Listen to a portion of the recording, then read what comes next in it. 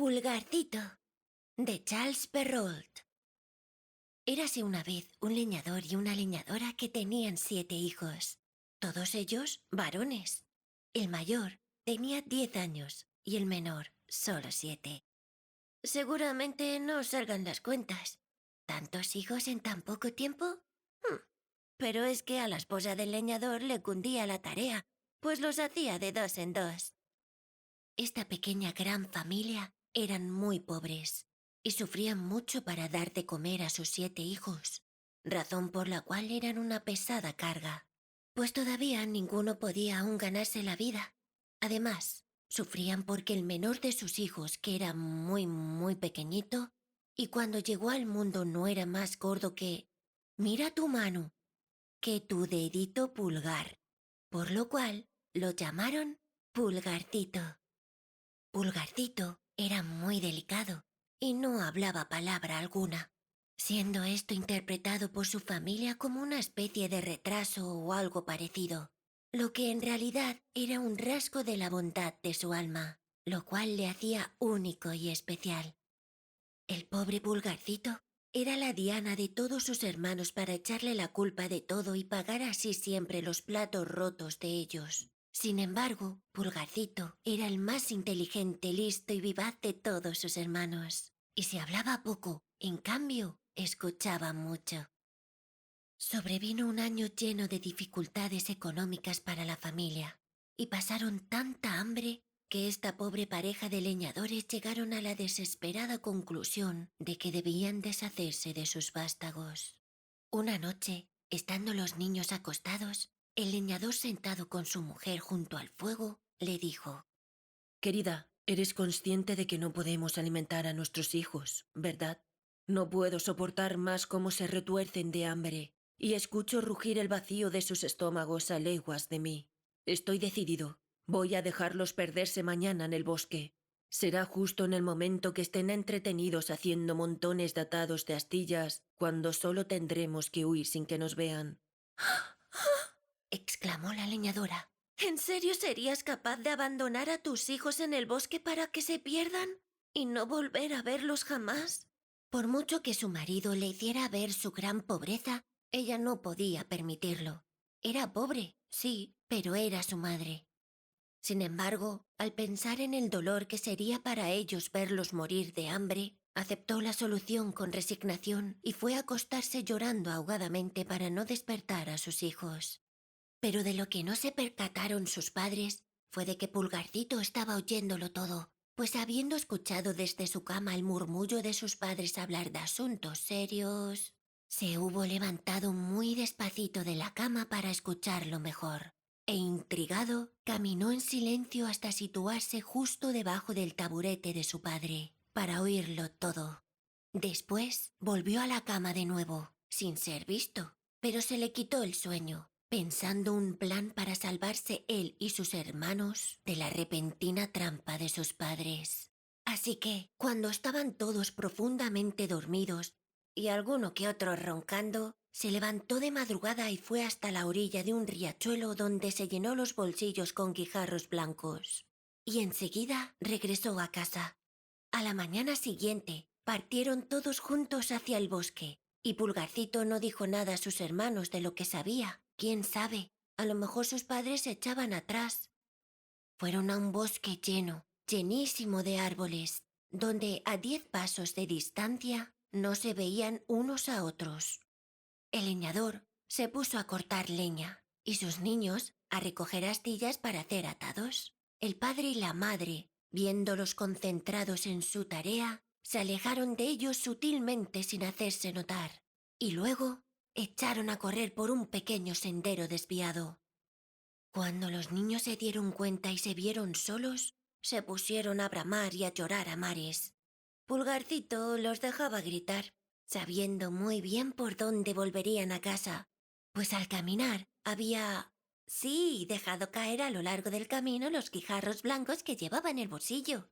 Entonces les dijo a sus hermanos: «No temáis, hermanos, papá y mamá nos han dejado aquí, pero yo os llevaré de vuelta a casa. No tenéis más que seguirme».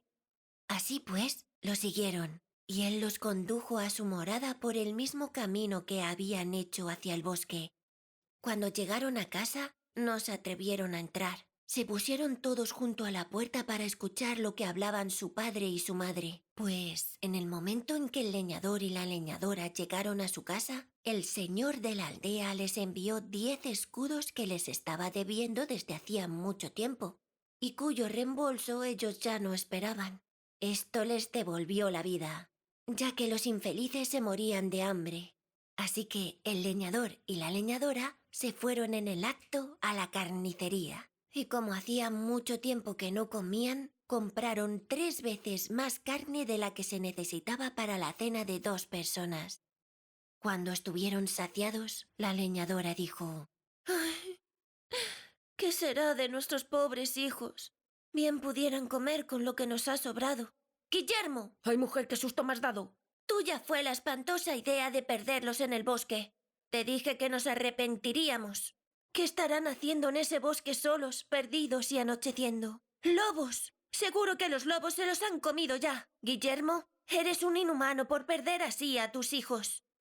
Al leñador le dolieron las palabras de su mujer, pues ella no hacía más que repetir la crueldad de sus actos, y que bien predijo ella que se arrepentirían. Él la rogó que se callara de una vez por todas, pues también él estaba tan afligido o más que ella, y nada solucionaba que le machacara la cabeza con lo mismo una y otra vez. La leñadora estaba deshecha en lágrimas. ¿Dónde estarán ahora mis hijos? Mis pobres hijos. Una vez lo dijo tan fuerte que los niños agolpados en la puerta la oyeron y se pusieron a gritar todos juntos. «¡Estamos aquí, mamá! ¡Aquí estamos! ¡Mamá, estamos aquí! ¡Aquí estamos, mamá! ¡Aquí! ¡Aquí estamos, mamá! ¡Aquí estamos! ¡Aquí estamos, mamá!».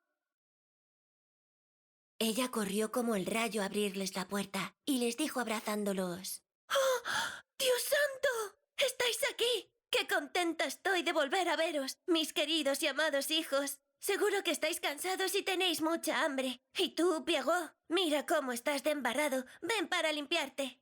Piegó era su hijo mayor, al que amaba más que a todos los demás, porque era un poco pelirrojo y ella también era un poco colorina. Se sentaron todos a la mesa y comieron con un apetito que deleitó al padre y a la madre. Contaban el susto que habían tenido en el bosque y hablaban todos casi al mismo tiempo.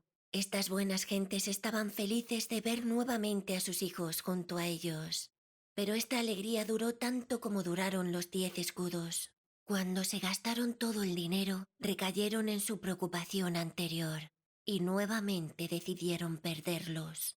Pero para no fracasar de nuevo, los llevarían mucho más lejos que la primera vez. Pero no pudieron hablar de esto tan en secreto como para no ser escuchados por el agudo oído de Pulgarcito, el cual estaba bien alerta y decidió arreglárselas igual que en la ocasión anterior. Pero aunque se levantó de madrugada para ir a recoger los guijarros, no pudo hacerlo, pues encontró la puerta cerrada con doble llave. No supo qué hacer. Así que Pulgarcito se volvió a la cama fastidiado por esta contrariedad. A la mañana siguiente, cuando la leñadora les dio a cada uno un pedazo de pan como desayuno, fue cuando se le ocurrió entonces que en vez de usar los guijarros blancos, iría haciendo migajas de pan tras de sí por el camino. Guardó, pues, el trozo de pan en su bolsillo. El padre y la madre se los llevaron al lugar más oscuro y tupido del bosque, y justo cuando llegaron, se deslizaron sin que se percataran de la argucia por un sendero escondido y apartado, abandonando de nuevo a los niños en el frondoso bosque. Pulgarcito no se afligió mucho, porque creía que podría encontrar fácilmente el camino de vuelta, gracias a que había esparcido por todas partes las migas de pan por donde habían pasado. Pero al darse la vuelta para seguir el camino de vuelta, ¿cuál fue su sorpresa cuando no pudo encontrar ni una sola miga? Los pájaros se habían comido todo el rastro de migas de pan que había ido dejando. ¡Uf! Pulgarcito se quedó sin desayuno y sin camino de vuelta a casa. Helos ahí, solos, abandonados y de lo más afligidos, pues mientras más caminaban más se perdían y se adentraban en el bosque. Cayó la noche y empezó a soplar un fuerte viento que les producía un susto terrible. Por todos lados creían oír los aullidos de lobos que se acercaban a ellos para comérselos. Casi no se atrevían a hablar entre ellos ni a darse la vuelta. Empezó a caer una lluvia intensa que los caló hasta los huesos. Resbalaban a cada paso y caían en el barro de donde se levantaban cubiertos de lodo sin saber qué hacer con sus manos. Pulgarcito trepó a la cima de un árbol para ver si podía ver algo. Girando la cabeza de un lado a otro, divisó una lucecita como de un candil, pero estaba muy lejos, más allá del bosque. Bajó del árbol y cuando llegó al suelo ya no vio nada más. Pero tras caminar un rato con sus hermanos hacia donde había visto la luz, volvió a divisarla al salir del bosque. Por fin llegaron a la casa donde estaba el candil, no sin pasar muchos sustos durante el trayecto, pues de tanto en tanto la perdían de vista, lo que ocurría con frecuencia cada vez que atravesaban un bajo.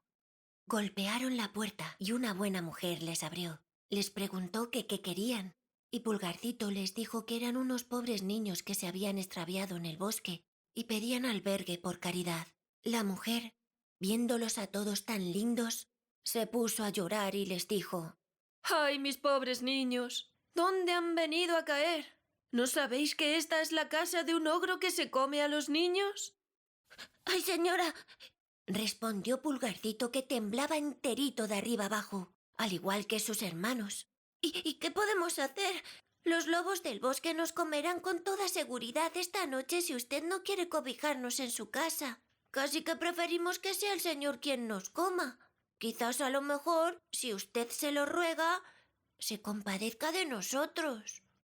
La mujer del ogro, que creyó poder esconderlos de su marido hasta la mañana siguiente, los dejó entrar y los llevó a calentarse a la orilla de un buen fuego, pues había un cordero entero asándose para la cena del ogro. Cuando empezaban a entrar en calor, oyeron 3 o 4 fuertes golpes en la puerta. Era el ogro que volvía a su casa. En el acto, la mujer hizo que los niños se ocultaran debajo de la cama y fue a abrir la puerta. El ogro preguntó primero si la cena estaba lista, pues estaba muerto de hambre. Si había sacado el vino y enseguida se sentó a la mesa. El cordero estaba aún sangrando, justo como a él más le gustaba. Entonces, el ogro frunció el ceño y comenzó a olfatear de derecha a izquierda, diciendo que olía a carne fresca. Tiene que ser ese ternero que acabo de preparar lo que sentís, le dijo su mujer. Te repito que huelo a carne fresca, repuso el ogro mirando de reojo a su mujer. Aquí hay algo que no comprendo. Al decir estas palabras se levantó de la mesa y fue derecho a la cama. ¡Ja! Dijo él. Así que me quieres engañar, maldita mujer. No sé por qué no te como a ti también. Suerte para ti que eres una bestia vieja. Esta caza me viene a pedir de boca para festejar junto a 3 ogros amigos míos que vendrán este fin de semana.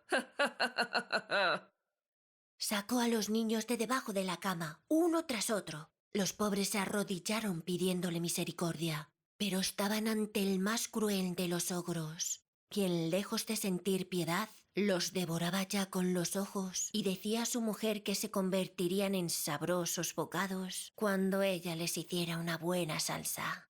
Fue a coger un enorme cuchillo y mientras se acercaba a los infelices niños, lo afilaba en una piedra que llevaba en la mano izquierda. Ya había cogido a uno de ellos cuando su mujer le dijo: ¿Qué pretendéis hacer a estas horas? ¿No tendréis más tiempo mañana por la mañana? Cállate, repuso el ogro. Así estarán más tiernos. Pero si todavía tenéis mucha carne, replicó la mujer. Hay un ternero, 2 corderos y la mitad de un puerco. Tienes razón, dijo el ogro. Dales una buena cena para que no adelgacen y llévalos a dormir. La buena mujer se puso contentísima y les trajo una buena comida, pero ellos no podían tragar de puro susto. En cuanto al ogro, siguió bebiendo, encantado de tener algo tan bueno para festejar con sus amigos los ogros. Bebió unos 12 tragos más que de costumbre, que se le fueron un poco a la cabeza, obligándole a ir a acostarse más pronto de lo acostumbrado. El ogro tenía 7 hijas, muy chiquititas todavía. Estas pequeñas ogresas tenían todas un lindo colorido, pues se alimentaban de carne fresca, como su padre. Pero tenían ojitos grises muy redondos, nariz ganchuda y boca grande con unos afilados dientes muy separados uno del otro. Aún no eran malvadas del todo, pero prometían bastante, pues ya mordían a los niños para chuparles la sangre. Las habían acostado temprano y estaban las 7 en una gran cama cada una con una corona de oro en la cabeza. En el mismo cuarto había otra cama del mismo tamaño. Ahí la mujer del ogro puso a dormir a los 7 muchachos, después de lo cual se fue a acostar al lado de su marido. Pulgarcito, que había observado que las hijas del ogro llevaban coronas de oro en la cabeza, y temiendo que el ogro se arrepintiera de no haberlos degollado esa misma noche, se levantó en mitad de la noche y tomando los gorros de sus hermanos y el suyo propio, fue muy despacito a colocarlos en las cabezas de las niñas. Y después de haberles quitado sus coronas de oro, las cuales puso sobre la cabeza de sus hermanos y en la suya, con la intención de que el ogro los tomase por sus hijas y a sus hijas por los muchachos que quería degollar. La cosa resultó tal como había pensado, pues el ogro, habiéndose despertado a medianoche, se arrepintió de haber dejado para el día siguiente lo que pudo hacer la víspera.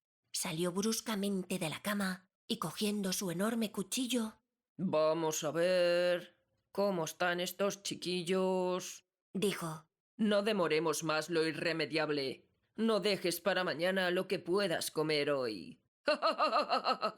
Subió entonces al cuarto de sus hijas y se acercó a la cama donde estaban los muchachos. Todos dormían, menos Pulgarcito, que tuvo mucho miedo cuando sintió la mano del ogro que le tanteaba la cabeza, como había hecho con sus hermanos.